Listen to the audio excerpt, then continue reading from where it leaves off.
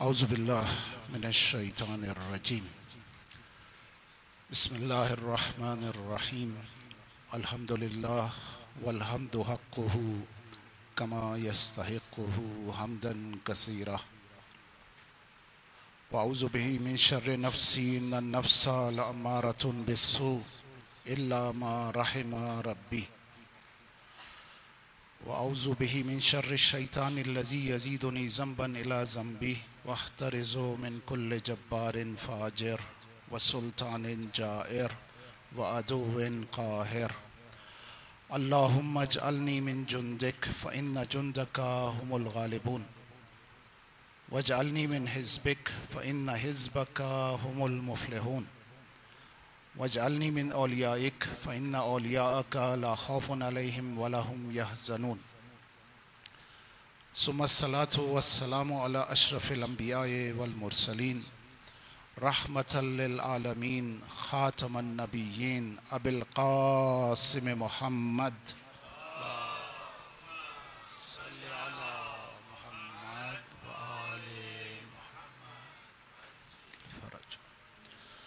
وعلى آلہ الطیبین الطاہرین المعصومین سیما بقیت اللہ فی الارضین عجل اللہ فی فرجہ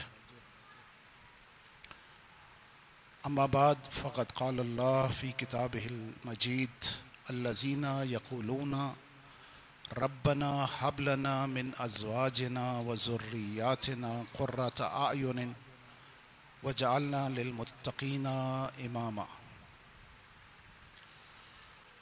السلام علیک یا ابا عبداللہ وعلی الارواح التي حلت بفنائک علیک منی سلام اللہ ابدا ما بقیت وبقی اللیل والنہار ولا جعلہ اللہ آخر العہد منی لزیارتکم السلام علی الحسین وعلی علی ابن الحسین وعلی اولاد الحسین وعلی اصحاب الحسین درود پڑھیں محمد وعلی محمد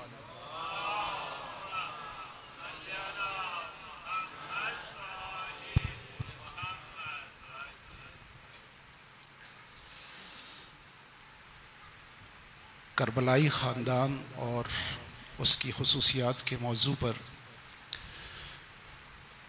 جو مجالس کا سلسلہ شروع ہوا ہے آج اس کی تیسری مجلس ہم چاہتے ہیں کہ کربلا کے ان ایام میں کربلا کو اپنے گھر لے کر جائیں ہم چاہتے ہیں کہ عاشورہ تک اپنے گھر کو ایک عاشورائی گھر بنائیں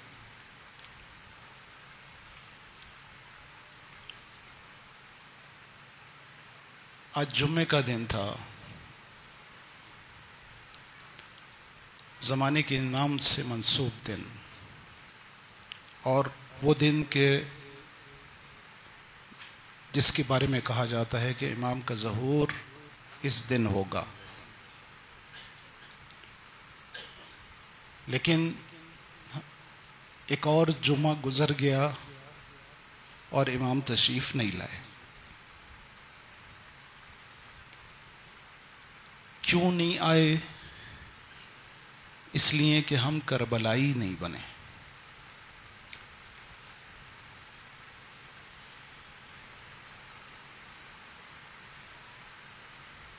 ایک توقیع شیخ مفید کو امام نے لکھی ہے اور اس میں گلہ کیا ہے اپنے شیعوں سے کہا ہے کہ اے کاش میرے شیعہ ہم سے کیے گئے عہد و پیمان میں آپس میں ہم دل ہوتے تو ہمارا دیدار ان سے دور نہ ہوتا بس کیوں نہیں آئے اس لیے کہ ہم دل نہیں ہیں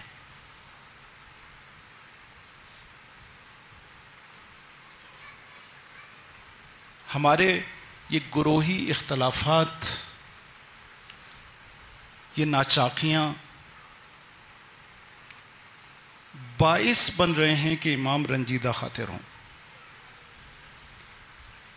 یہ وجہ بن رہے ہیں کہ امام تشریف نہ لائیں.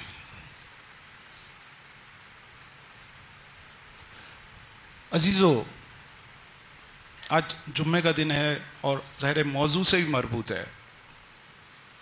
یہ سب یعنی ہم جو اپنے آپ کو کربلا کی طرف لے جانے، کربلا بسی ہی اس لیے تھی. حسین غریب ہی اس لیے ہوا تھا. حسین نے جو اس وقت حل من ناصر ینصر نے کہا تھا، وہ کہا ہی اس لیے تھا کہ پھر کوئی امام تنہا نہ رہ جائے. یہ خون حسین اس طرح سے لوگوں کو بیدار کرے کہ آنے والا جلدی آ جائے. لیکن کیونکہ ہم کربلائی نہیں بن سکے، کیونکہ عاشورہ کو ہم نہیں اپنا سکے، اس لیے مولا بھی نہیں آئے. شب عاشور مولا نے یاد کیا ہے جب اصحاب کو چراغ بجھا دیا، اصحاب میں سے کوئی نہیں گیا اور امام کو یقین ہو گیا کہ یہ سب میرے باوفا اصحاب ہیں.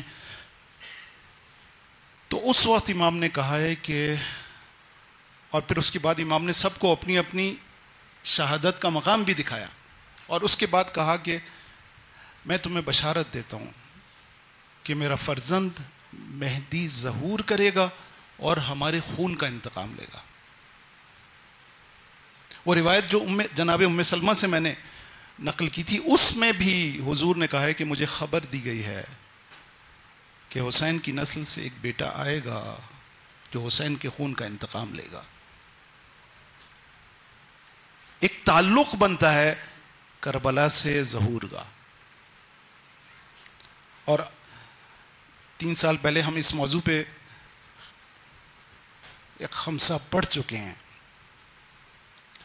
بس کیوں نہیں آئے؟ آج تھوڑا سا اس پہ پہلے غور کر لیتے ہیں، پھر اپنے اصل موضوع پہ آتے ہیں.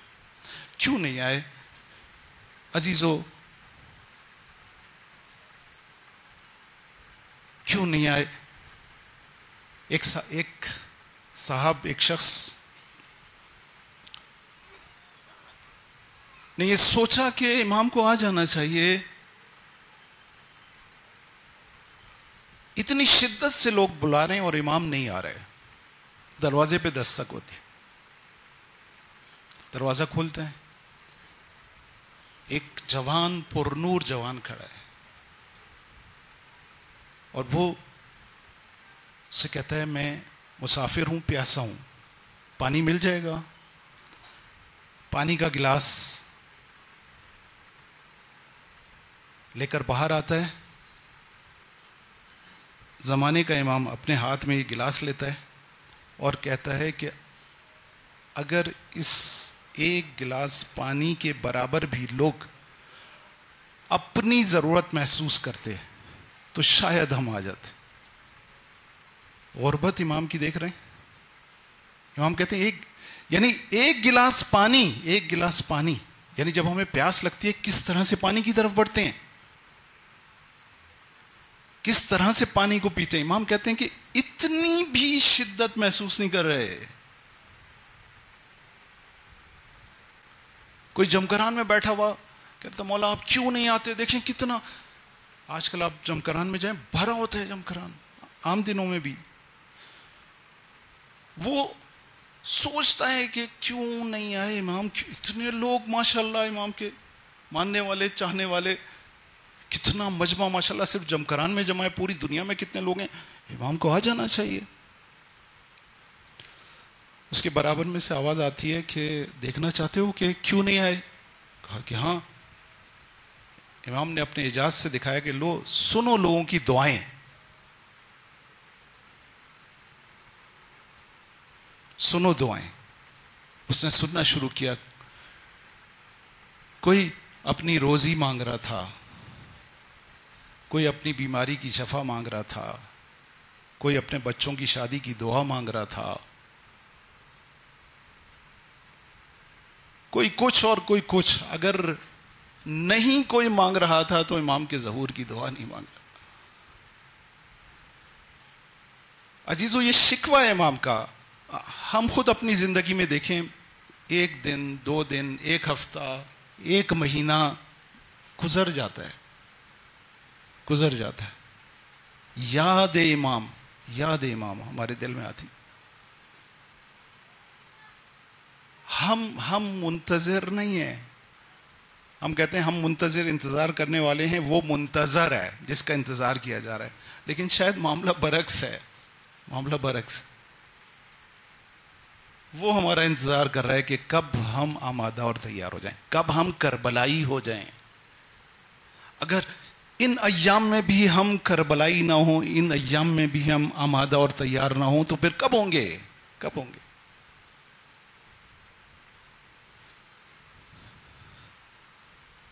علی ابن مہزیار اہوازی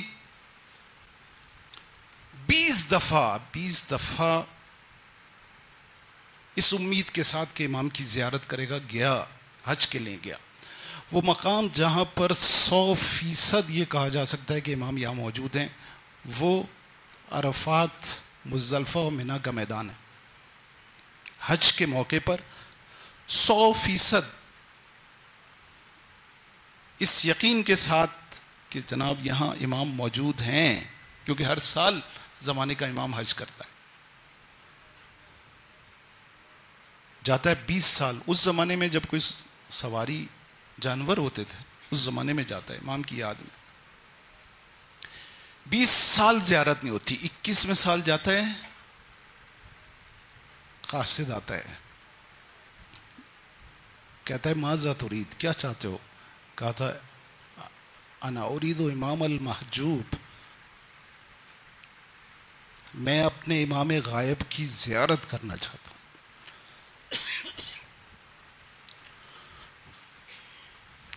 کہتا ہے کہ امام محجوب نہیں ہے, ما امام المحجوب, امام محجوب نہیں ہے. حجبہ سوء اعمالکم, حجاب تمہارے برے اعمال ہیں جس نے تمہارے اور امام کے درمیان رکاوٹ ڈال دی ہے. لے کے چلتا ہے. علی ابن مہزیار کہتا ہے کہ جب میں خیمے کے قریب پہنچتا ہوں, دور سے دیکھتا ہوں خیمے کا در تھوڑا سا پردہ ہٹا ہوا ہے, دیکھتا ہوں کہ امام بے چینی سے ٹہل رہے ہیں, ادھر سے ادھر, ادھر سے ادھر.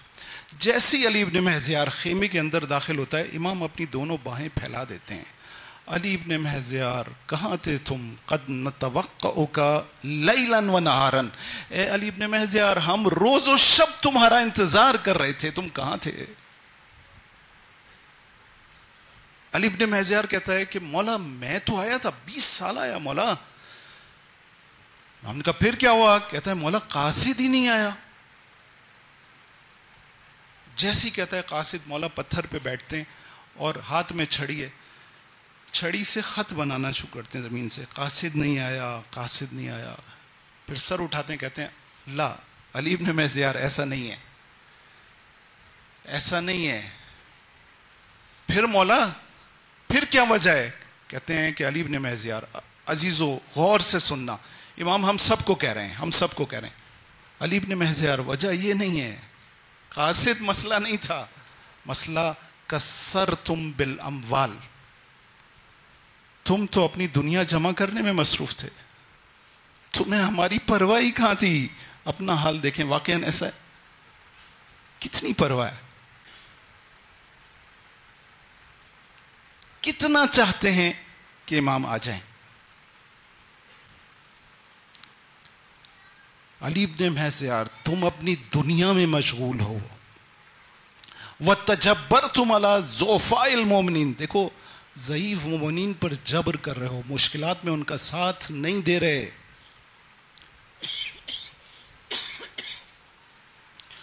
مشکلات میں ضعیف مومنین کی دادرسی نہیں کر رہے. عزیزو مشکل حالات ہیں, معاشی حالات, مسائل کا شکار ہیں. آپ نے کتنا اہتمام کیا ہے. دیکھیں امام کیا چاہتے ہیں, یہاں سے پتہ چل رہا ہے کیا چاہتے ہیں. 5ویں امام کے دور میں جو کہ بڑا شدید دور تھا. اب اس بات کی وضاحت میں کرنا چاہوں گا. میں جب پہلے آیا تھا اس وقت بھی میں نے کہا تھا, میں اب پھر کہہ رہا ہوں کہ فقراء اور محروموں کے لیے کوئی نہ کوئی اجتماعی اہتمام کریں. مسجد اس پورے محلے, اس علمدار روڈ, کوئی مومن معاشی لحاظ سے پریشان نہ ہو. کوئی مومن ایسا نہ ہو کہ اس کے بچے ایک وقت بھوکے سو جائیں. یہ کام ہو سکتا ہے. امام کہتے ہیں کہ تم تو فقراء اور مسکین کی یاد میں ہی نہیں ہو, ان کے لیے کچھ کرتے ہی نہیں ہو. 5ویں امام کے دور میں ایک شخص آتا ہے, آپ کو پتہ ہے انقلابات کا دور ہے, کربلا کا واقعہ ہو چکا ہے اور تحریکوں پہ تحریکیں چل رہی ہیں. کوفے سے آتا ہے, امام مدینے میں موجود ہیں. کہتا ہے مولا قیام کے لیے کوفہ تیار ہے. مولا پوچھتے ہیں کہ کیسے تیار ہے؟ کہتا ہے کہ اتنا اسلحہ, اتنے گھوڑے, اتنے سپاہی ہم جمع کر چکے ہیں, آئیے چلیں قیام کریں. امام اس سے ایک سوال کرتے ہیں, کہتے ہیں کیا کوفے کے لوگ اس مقام پر ہیں کہ اگر کسی مومن بھائی کو ضرورت پڑے تو وہ اپنی ضرورت کو اپنے دوسرے مومن بھائی کی جیب سے پورا کر لے؟ یعنی مومنین کا مال مشترکہ ہو. کیا کوفے کے لوگ اس مقام پر ہیں؟ تعجب سے مولا کو گھورنے لگتا ہے. یعنی شاید ہمارے ذہن میں بھی کہ مولا بات جنگ کی ہو رہی ہے, جنگ کے لیے ساز و سامان کیا چاہیے, اس کی وہ موجود ہے, آپ بات کر رہے ہیں. عزیزو, یہ انقلاب وہ انقلاب نہیں ہے جو ہم نے سوچا ہوا ہے, جو آج کل دنیا میں آتا ہے. یہ انقلاب ہمارا انقلاب ہے, اندر سے انقلاب آئے گا. یہ مفاد پرستی ختم ہوگی. میں نہیں رہوں گا, ہم جب تک نہیں بن جاؤں گا امام نہیں آئیں گے. میرا مال, میرا گھر, یہ سب کیا ہے؟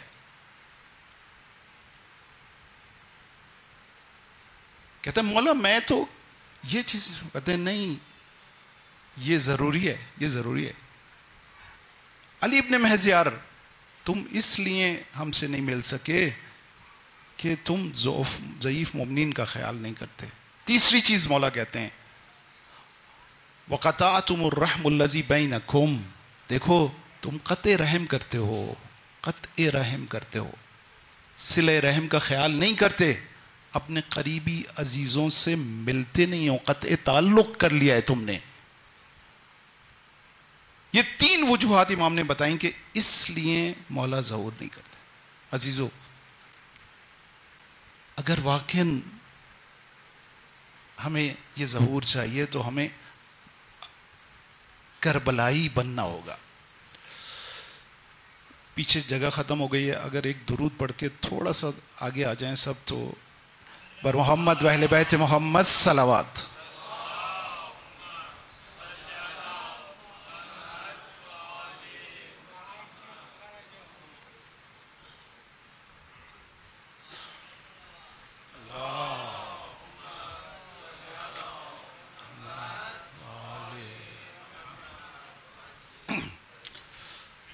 بس ہم نے ان دنوں میں یہی کوشش شروع کی ہے, کربلائی خاندان. ہم چاہتے ہیں اپنے گھر کو کربلائی اور عاشورائی خاندان بنائیں. ہم نے کہا کہ ایک کربلائی خاندان کی خصوصیت ایک قرآنی خاندان ہونا ہے, اور قرآن نے, پروردگار متعال نے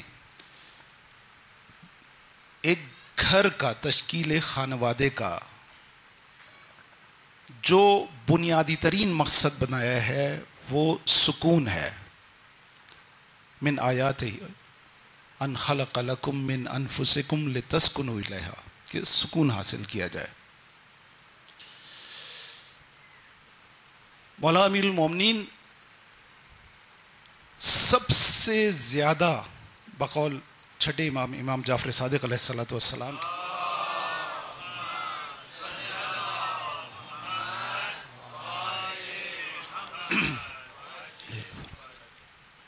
اپنے قنوت میں سب سے زیادہ جو دعا مانگتے تھے وہ یہ دعا تھی، ربنا ہب لنا من ازواجنا و ذریاتنا قرۃ اعین۔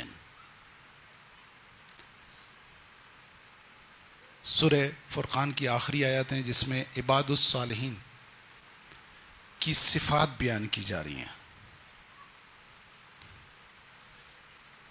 اس میں سب سے آخری صفت الذین یقولون ربنا ہب لنا من ازواجنا و ذریاتنا قرۃ اعین وجعلنا للمتقین اماما۔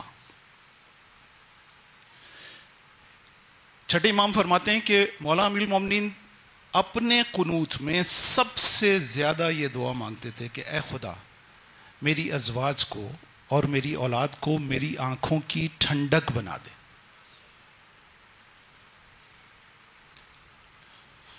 مولا نے دعا کی، خدا نے مولا کو فاطمہ اور ام البنین جیسی زوجہ عطا کی، آنکھوں کی ٹھنڈک،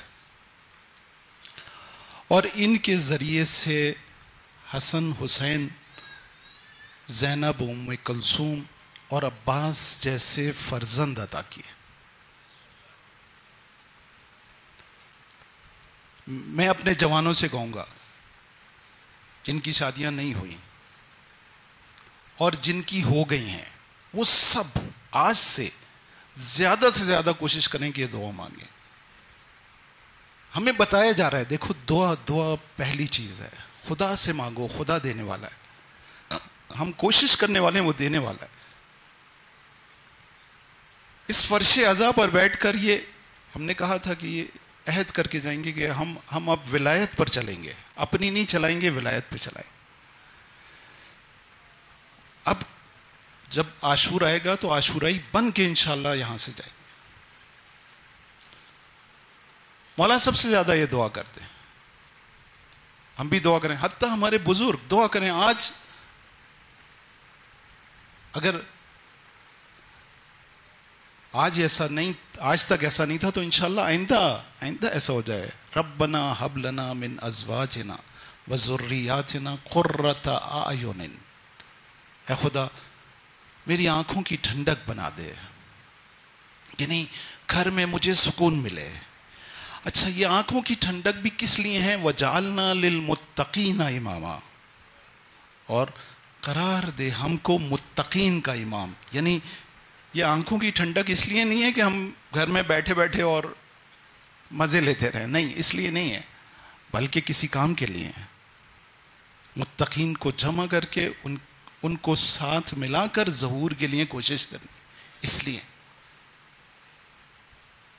بس ہم نے کہا تھا کہ خدا نے، ہمارے پروردگار نے کہا کہ اس آئلی زندگی، اس ازدواجی زندگی کا بنیادی ترین مقصد اور ہدف سکون ہے۔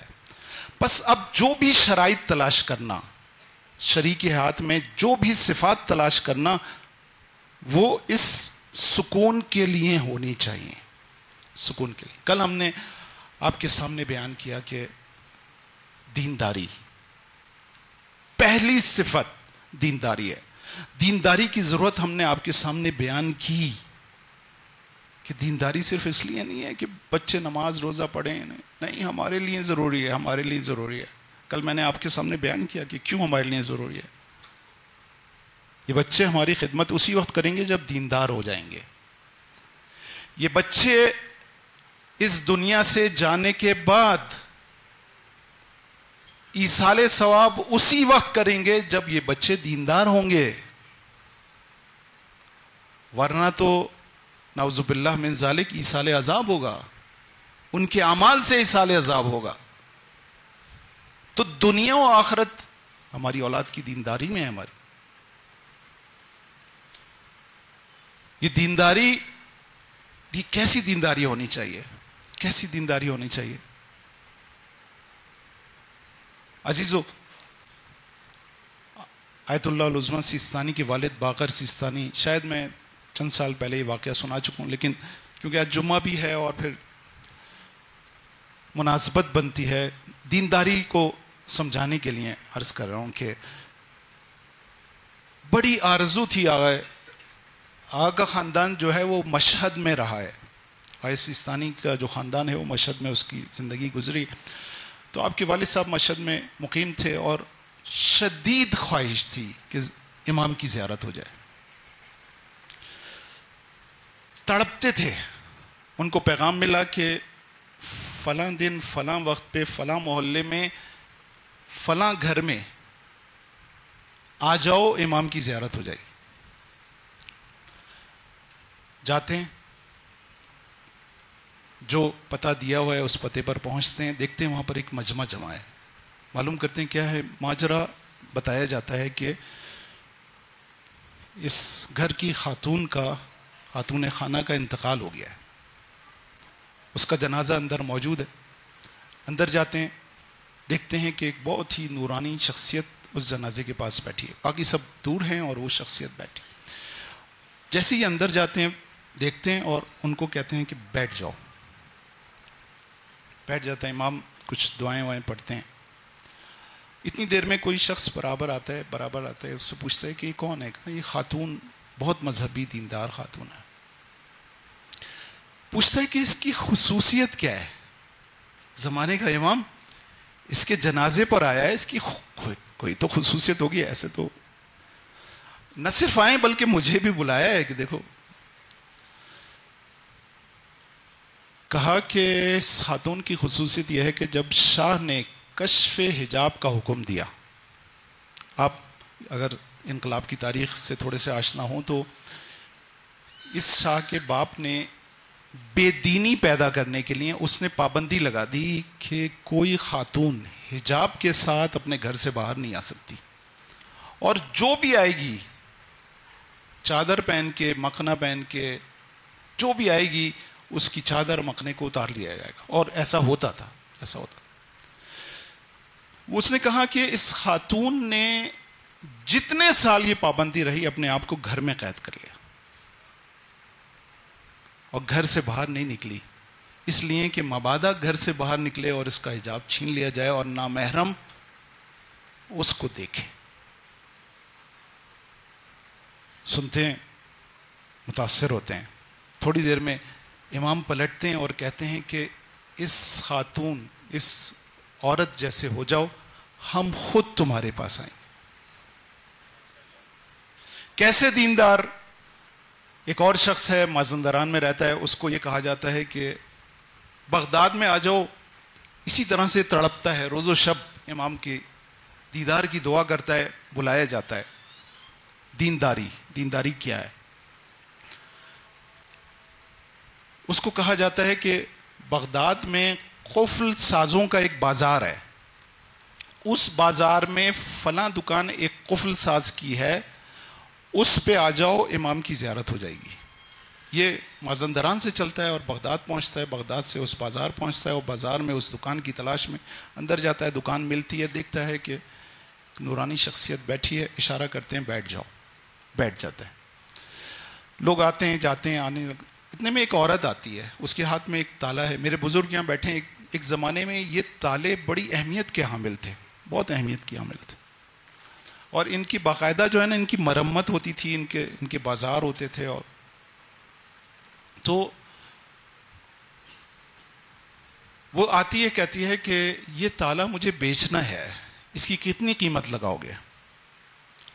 وہ قفل ساز تالے کو ہاتھ میں لیتا ہے، دیکھتا ہے آگے پیچھے سے سب جگہ دیکھنے کے بعد کہتا ہے کہ اس تالے کی قیمت 7 درہم ہے۔ وہ ضعیفہ حیرت سے کہتی ہے کہ 7 درہم؟ تم مجھ بوڑھی عورت سے مذاق کر رہے ہو؟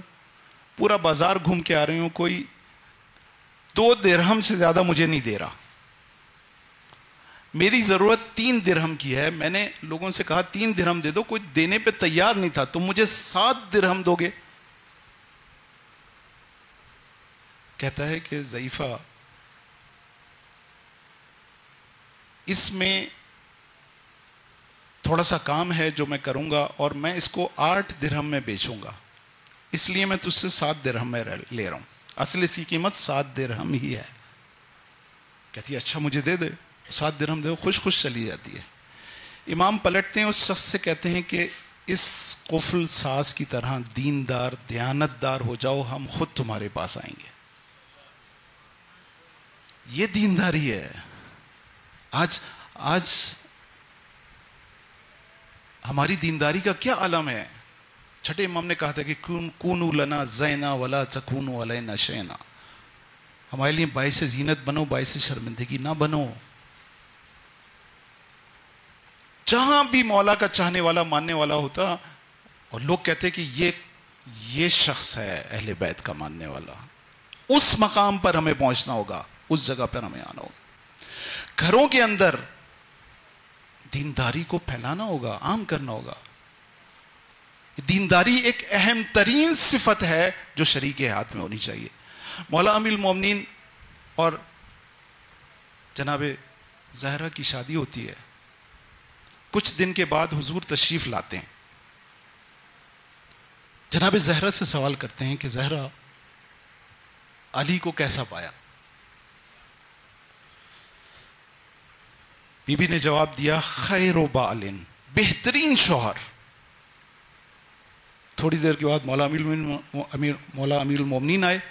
پوچھا کہ علی فاطمہ کو کیسا پایا؟ کہا کہ نعم العون علی طاعت اللہ، خدا کی اطاعت میں بہترین مددگار، بہترین مددگار. یہ ہے دینداری. دینداری ہونی چاہیے پہلی صفت. دوسری صفت کیا ہے؟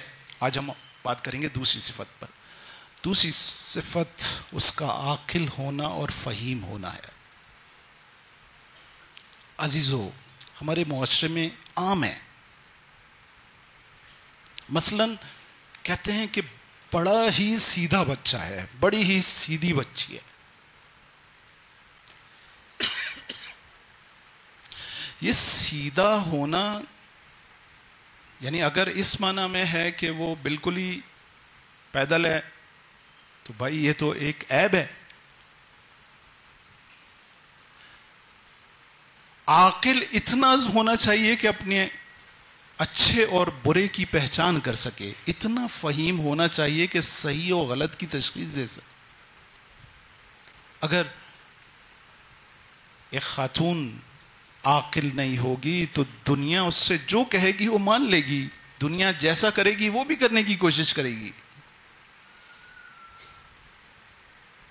خاتون کو اتنا فہیم ہونا چاہیے کہ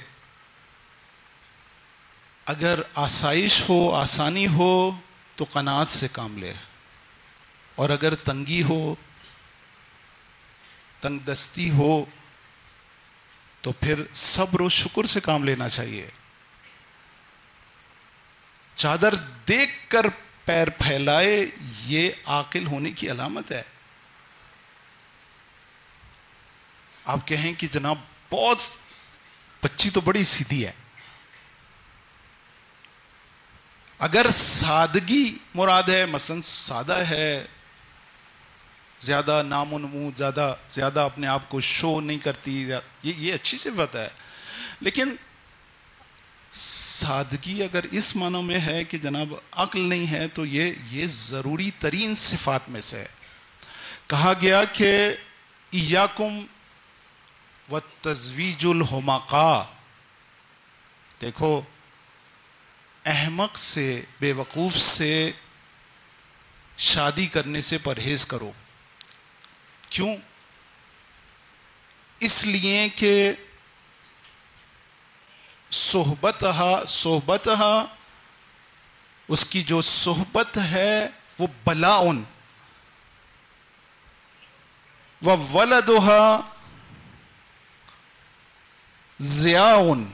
دیکھو جب اس کے ساتھ زندگی گزارو گے تو یہ تمہارے لیے مصیبت بن جائے گی.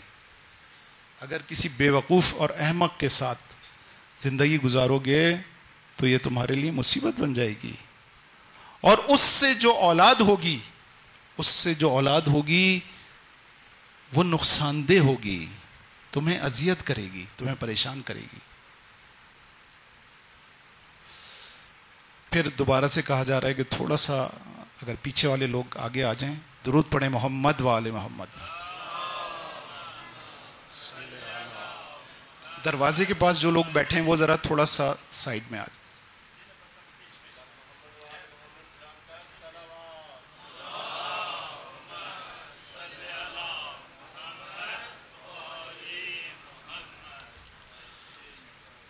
ایک مرتبہ اور درود پڑھ دیں محمد وآل محمد.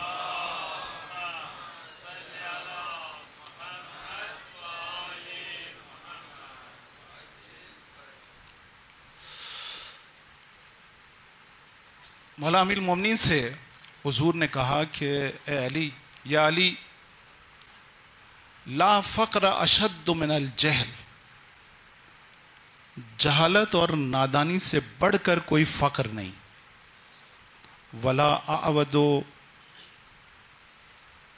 من العقل، لا مال اعود من العقل، اور کوئی دولت عقل سے بڑھ کر نہیں. کہا گیا کہ دیکھو دنیا کی تمام خیر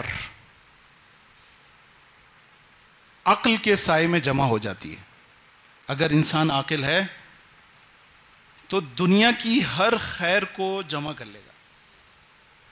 انما یدرک کلہ الخیر بالعقل، تمام تر خیر جمع ہو جائے گی اگر انسان عاقل ہے. عزیزو، ہمارے گھروں میں مشکلات کیوں ہیں؟ اس لیے کہ فقدان ہے، عقل مندی کا فقدان ہے. ایک گھر میں جھگڑا ہے ساس اور بہو کا، اختیارات کی جنگ ہے. اس جنگ کو عاقلانہ انداز میں حل ہونا چاہیے. اگر غیر منطقی اور غیر عقلی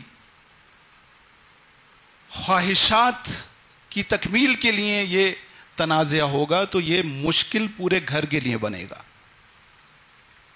اگر اختیارات کی جنگ شروع ہو جائے گی اور یہ اختیارات کی جنگ منطقی اور عقلی نہ ہو تو یہ مسئلہ پیدا کرے گا آپ کے گھر میں. کل میں نے آپ کے سامنے دینداری، بزرگوں کا احترام، ان کی خدمت ضروری ہے، لیکن بزرگوں کی بھی شفقت محبت ضروری ہے. آپ گھر کے بزرگ ہیں، آپ اپنی زندگی گزار چکے ہیں، اب جوانوں کو آگے لے کر آئیں، ان کو اختیار دیں، ان کو اختیار دیں، ان کی رہنمائی کریں. اور جوان اپنے بزرگوں کی خدمت کریں. ایسا نہ ہو کہ ہم اپنی زندگی تو گزار چکے ہیں لیکن ہم جوانوں کی زندگی میں بے جا دخل اندازی کریں. ایسا نہیں ہونا چاہیے. نہ ہم اس مغربی معاشرے کی حمایت کرتے ہیں اور نہ ایک ایسے معاشرے کی حمایت کرتے ہیں جہاں پر جوانوں کو بالکل موقع نہ دیا جائے.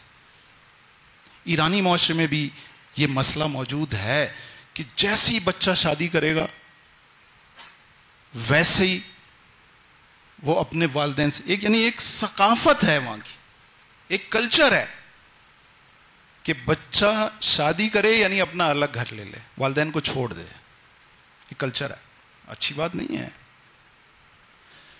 لیکن ایک کمبائنڈ فیملی میں مشکل یہ ہے کہ بچوں کو آزادی نہیں ہے.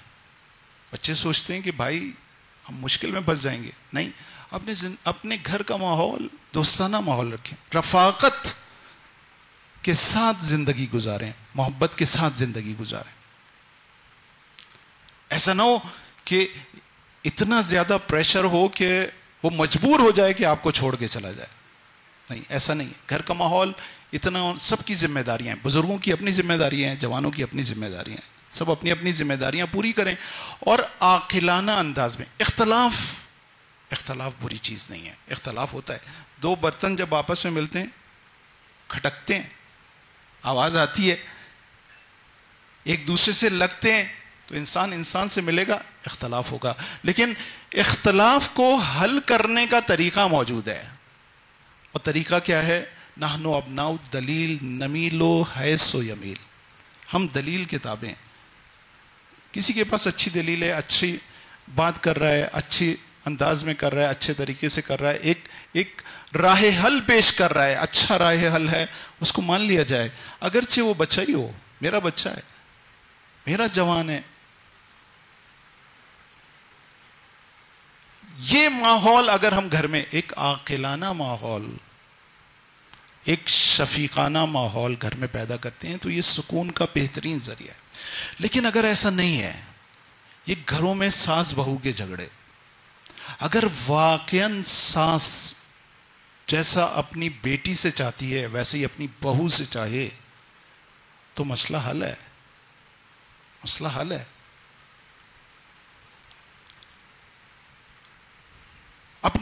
اپنے گھر میں جو بچی لا رہے ہیں اس کو اپنی بیٹی سمجھیے، اپنے داماد کو داماد نہیں سمجھیے، اپنا بیٹا سمجھیے. اگر آپ کا بیٹا شادی کرتا تو کیا کرتے آپ؟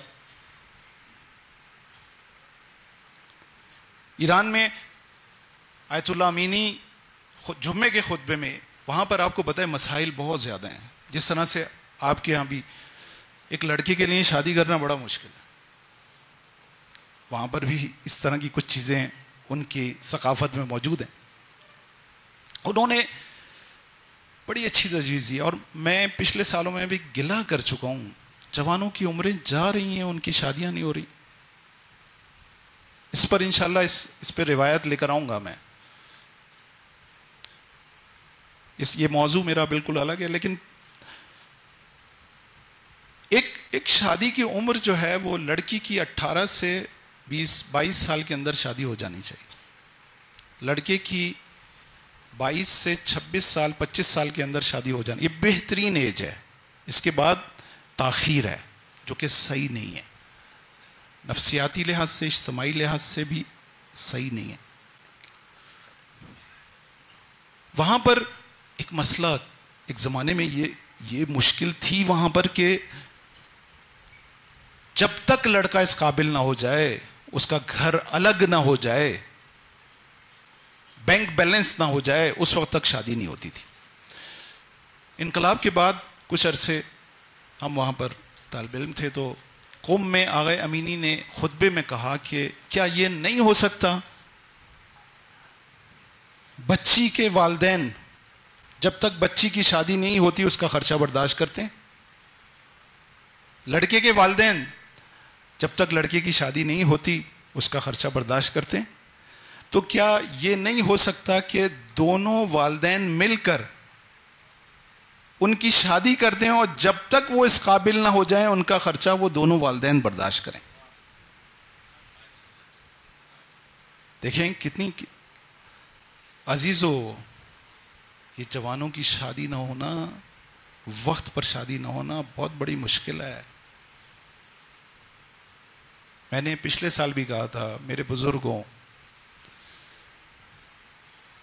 کیا ہمارے گناہ کم ہیں کہ جو اپنے بچوں کے گناہ بھی اپنے سر لے لیں؟ نہ کریں ایسا، نہ کریں ایسا. اجتماع مشکلات کا شکار ہو جاتا ہے، دیر سے ہونے والی شادیاں مشکلات کا شکار رہتی ہیں. نہ کریں ایسا، ایسا نہ کریں. بس عاقلانہ انداز اپنائیں. دوسری صفت دینداری کے بعد یہ ہے کہ اس کو شریک حیات کو فہیم اور عاقل ہونا چاہیے. اگر بچیاں میری بہنیں جب نئے گھر میں جاتی ہیں، ان نئے گھر کے ماحول میں ایڈجسٹ کرنا مشکل ہوتا ہے، ایک نیا سب کچھ ہوتا ہے، نئے لوگ ہوتے ہیں. لیکن اگر آپ بھی ان کو اپنے والدین کی طرح سمجھیں اور اگر کوئی سخت بات ہو تو اس پر صبر و تحمل کا مظاہرہ کریں، یہ عقل کہتی ہے. عزیزو، آج کل معاشی مادی مشکلات کا دور ہے. سیرت جناب زہرا بہت اہم ہے ہمارے لیے، بہت اہم ہے. قناعت جناب زہرا سے سیکھیں. ایک دن مولا امیر المومنین گھر تشریف لاتے ہیں، شدید بھوک کے عالم میں. کہتے ہیں فاطمہ بنت رسول اللہ بھوک لگ رہی ہے، کھانا لے کر آئیں. کہتے ہیں کہ یا ابو الحسن کھانا نہیں ہے آج، بالکل کچھ نہیں ہے، 2-3 دن سے کھانے کی تمام چیزیں ختم ہو گئی ہیں، میں بچا بچا کر آپ کو اور بچوں کو کھلا رہی تھی۔ مولا پریشان ہو جاتے ہیں، کہتے ہیں فاطمہ تم نے مجھے کیوں نہیں بتایا؟ بی بی کا ایک جملہ ہے، بی بی کا ایک جملہ ہے، اگر ہماری خواتین اس اخلاق کو اپنا لیں تو ہمارے گھروں کے آدھے مسائل ختم ہو جائیں۔ بی بی کہتی ہیں کہ یا ابا الحسن انی لاستحیی من اللہ، اے ابو الحسن آپ سے نہیں، جو خدا سے شرم آتی ہے کہ میں آپ سے کسی ایسی چیز کا تقاضا کروں جس کو آپ مجھے نہ دے سکتے ہوں۔ یعنی آپ مالی استطاعت نہیں رکھتے، مجھے پتہ ہے حالات اچھے نہیں ہیں، مجھے پتہ ہے کہ آپ کے پاس پیسہ نہیں ہے، میں آپ سے وہ تقاضا نہیں کرنا چاہتی جس تقاضے کو آپ پورا نہ کر سکیں۔ اگر یہ خصوصیت ہماری بہنیں اپنا لیں، ہماری بچیاں اپنا لیں۔ یہ معاشی مشکلات کا دور ہے اس وقت پاکستان میں کمانا، حلال کمانا بہت مشکل ہے، بہت مشکل ہے، تنگی کا وقت ہے، یہاں پر قناعت ضروری ہے۔ یہ عقل ہے، یہ عقل ہے، یہ فہم ہے جو اس کو کہہ رہا ہے کہ دیکھو اس وقت اپنے شوہر سے بیجا تقاضے نہیں کرو، بیجا خواہشات نہیں کرو، دوسروں کی دیکھا دیکھی، دوسروں کی زندگی ہے، میں دوسروں کی زندگی سے اپنی زندگی کو منظم کروں، دوسرے کے ہاں یہ چیز ہے میرے ہاں بھی ہونی چاہیے، دوسری خاتون یہ کپڑے پہنتی ہے مجھے بھی یہ کپڑے نہیں، ایسا نہیں ہے، نہیں۔ اپنی زندگی خود بنائیے، اور جو ہدف اور مقصد ہے سکون، اس سکون کو حاصل کرنے کی کوشش کیجیے۔ بس عزیزو، یہ مولا نے کہا کہ ربنا ہب لنا من ازواجنا و ذریاتنا قرۃ اعین، اے خدا مجھے میری آنکھوں کی میری زوجہ کو اور میرے بچوں کو میری آنکھوں کی ٹھنڈک بنا دے، اس لیے کہ وجعلنا للمتقین اماما، تاکہ ہم آگے بڑھ سکیں، ہم تربیت کر سکیں اور متقین کے امام بن سکیں، اور پھر اپنے مولا کے ظہور کی زمینہ سازی کر سکیں۔ آج 2 محرم ہے،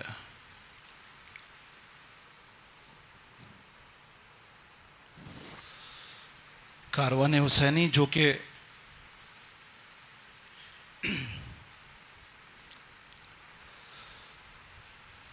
28 رجب کو مدینے سے نکلا تھا، آج 2 محرم کو اپنی آخری منزل کربلا پر پہنچ رہا ہے۔ راوی کہتے ہیں کہ جیسے ہی ابن زیاد کو خبر ملی کہ حسین کا کاروان عراق میں داخل ہو گیا ہے،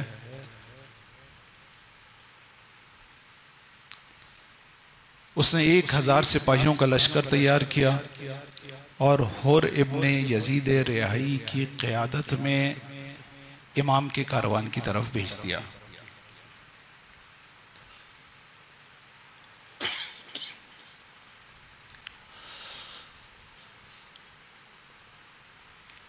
راوی کہتا ہے کہ حر کا لشکر جب امام کے لشکر کے قریب آیا ہے، دوپہر کا وقت تھا، گرمی کی شدت تھی۔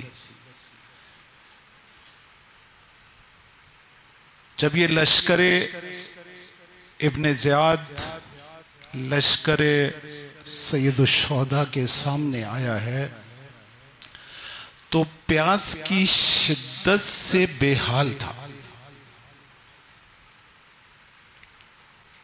حر مولا سے کہتا ہے کہ میرے لشکر کو پانی پلایا جائے۔ مولا فوراً حکم دیتے ہیں کہ حر کے لشکر کو، چاہے وہ سپاہی ہوں چاہے وہ جانور ہوں، سب کو پانی پلاؤ۔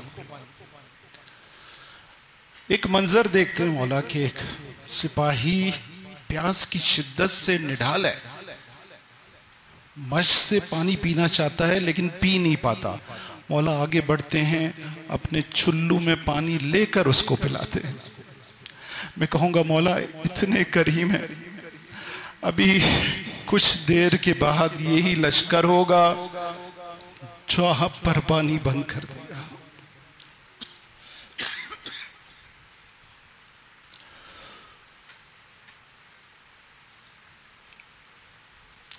لشکر، امام اذان کا وقت ہوتا ہے، امام نماز پڑھتے ہیں، حور کے پاس آتے ہیں کہ اگر تم چاہو تو اپنی نماز الگ سے پڑھ لو. کہتا ہے کہ میں کیوں الگ سے پڑھوں، آپ فرزند رسول ہیں، میں آپ کے پیچھے نماز پڑھوں گا. امام کے پیچھے نماز پڑھتا ہے، امام نماز پڑھتے ہیں، پھر اپنا سفر شروع کرتے ہیں. حور کا لشکر چاروں طرف سے امام کے کاروان کو گھیرے ہوئے.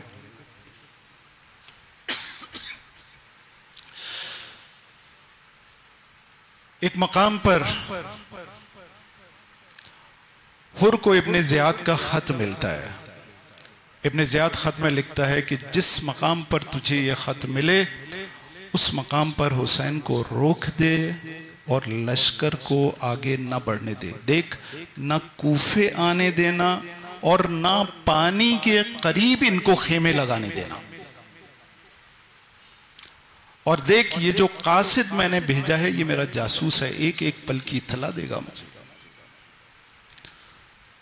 اور جیسے ہی ابن زیاد کا خط پڑھتا ہے، آگے بڑھتا ہے اور مولا کی سواری کے سامنے آ کر مولا کی سواری کی باگ کو تھام لیتا ہے. عربوں میں یہ ایک بہت بڑا عمل ہے. جیسے ہی تھامتا ہے امام ایک جملہ کہتے ہیں، سکلت کا امک، اے حور تیری ماں تیرے غم میں روئے. پلٹ کر کہتا ہے، اے فرزند رسول، اگر آپ کے علاوہ کوئی اور یہ جملہ کہتا تو میں اس کی ماں کی شان میں گستاخی کرتا، لیکن آپ کی ماں فاطمہ زہرا ہے، فاطمہ کل خیر ہے، فاطمہ کی شان میں کچھ نہیں کہہ سکتا.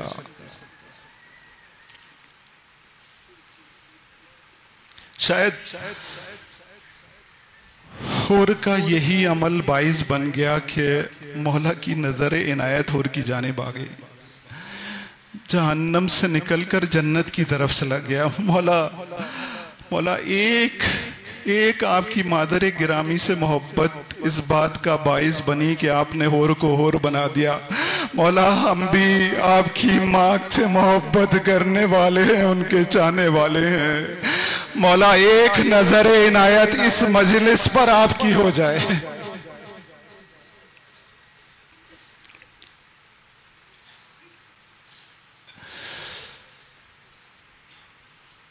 مولا پھر تھوڑا سا آگے بڑھنے کی کوشش کرتے ہیں اور روکنے کی کوشش کرتا ہے. یہ سلسلہ سایہ بہ سایہ، یہ دونوں لشکر آگے پیچھے ہوتے ہیں. ایک مقام ایسا آتا ہے کہ جہاں پر پہنچ کر مولا کی سواری رک جاتی ہے، آگے نہیں بڑھتی. مولا پوچھتے ہیں اس کا نام کیا ہے؟ کہا جاتا ہے اس کا نام غازریہ ہے. پھر پوچھتے ہیں اور کوئی نام ہے؟ کہتے ہیں سرائے بھی اس کو کہتے ہیں. پھر پوچھتے ہیں اور کوئی نام ہے؟ کہتے ہیں شط الفرات بھی کہتے ہیں. کہتے ہیں اور کوئی نام ہے؟ کہتے ہیں نینوا بھی اسے کہا جاتا ہے. پوچھتے ہیں اس کے علاوہ کیا اس جگہ کا کوئی نام ہے؟ تو ایک بزرگ آگے بڑھتا ہے کہ کہتا ہے کہ اس کا نام کربلا بھی ہے. مولا کہتے ہیں اعوذ بکا من کرب و بلاء، اے خدا تجھ سے کرب و بلا پناہ مانگتا ہوں، اس کرب سے اور اس بلا سے جو میرے اوپر آنے والی ہے.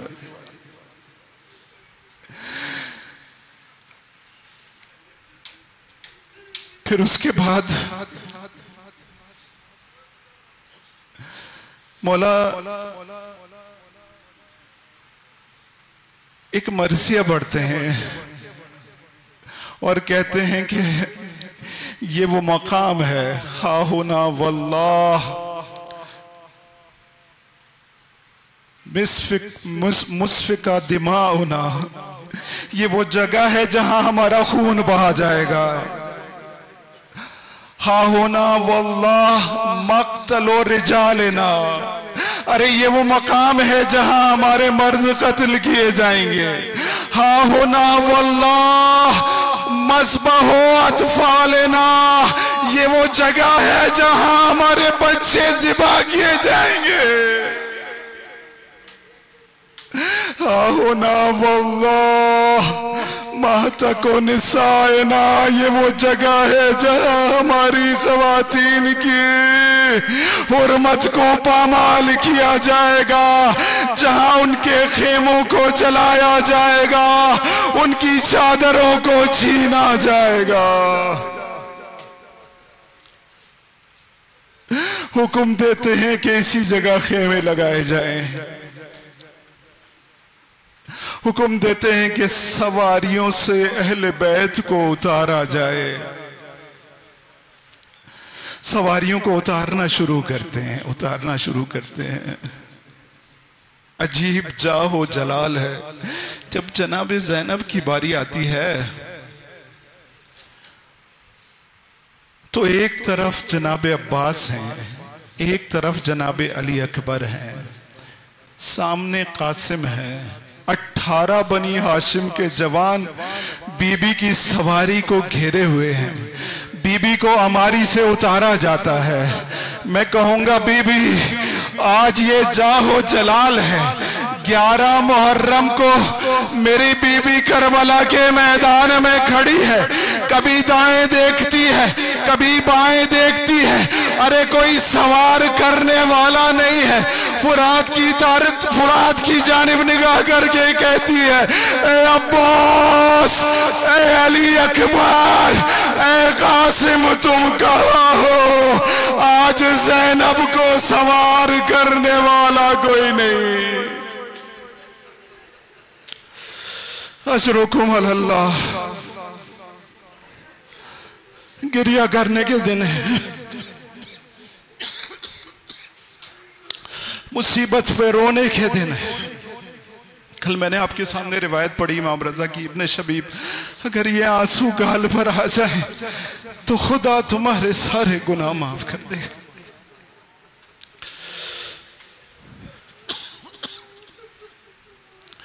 اور شرمندہ ہے شب عاشور. ارے وہ باعث بنا ہے کہ مولا کا کاروان فرات سے دور اپنے خیمے لگائے. خیموں سے الاتش کی آوازیں آتی ہیں.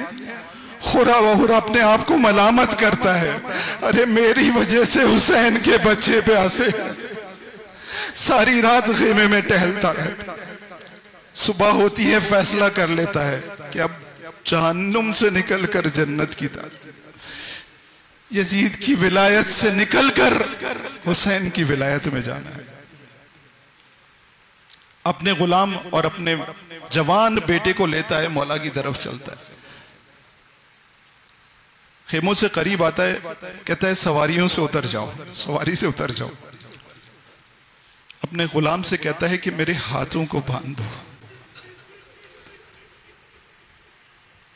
ہاتھوں کو باندھ دیتے ہیں، پھر مولا کی خیمے کی طرف چلتا ہے. دور سے مولا دیکھتے ہیں کہ کوئی آ رہا ہے. حکم دیتے ہیں عباس، علی اکبر، جاؤ میرا مہمان آ رہا ہے، اس کا استقبال کر کے میرے پاس.